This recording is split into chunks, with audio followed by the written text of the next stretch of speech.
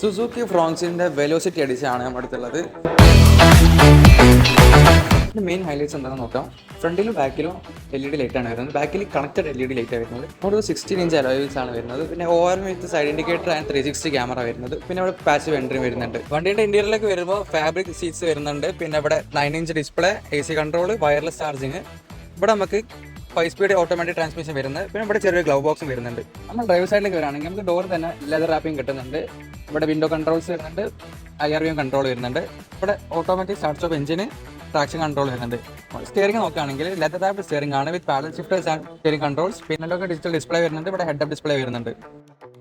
Rear passenger സൈഡിലേക്ക് വരുമ്പോൾ നമുക്ക് ഇവിടെ AC വരുന്നുണ്ട്, ചാർജിങ് വരുന്നുണ്ട്, ചെറിയ സ്റ്റോറേജും വരുന്നുണ്ട്. ഇതിൽ ബാക്കിൽ വരുന്നത് 308 ലിറ്റർ സ്റ്റോറേജ് സ്പേസ് ആണ്. 1 ലിറ്റർ ടെർബോ എഞ്ചിനാണ് വരുന്നത്, ഹൈബ്രിഡ് വണ്ടിയാണ് വരുന്നത്. ഇത് 13 ലക്ഷമാണ് എക്സ്ഷോറൂം റേറ്റ് വരുന്നത്. ഇപ്പോഴത്തെ വീഡിയോ ഇനി കിട്ടാൻ വേണ്ടി 3 ചാസ് എന്ന പേജ് ഫോളോ ചെയ്യേണ്ടതാണ്.